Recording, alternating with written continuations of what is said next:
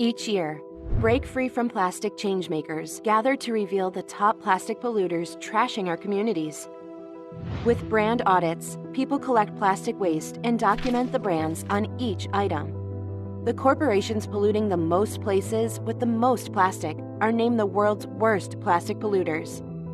In 2020, almost 15,000 volunteers in 55 countries organized brand audits. Waste pickers also participated to highlight how low-value plastic packaging makes it hard for them to earn a living. This year, the world's top plastic polluters are the Coca-Cola Company, PepsiCo, Nestle, Unilever, and Mondelez International. We will not keep cleaning up after corporate polluters. It's time they take full responsibility for the plastic pollution crisis and adopt real solutions. They need to reveal the amount of plastic produced, drastically reduce it, and reinvent packaging for refill and reuse.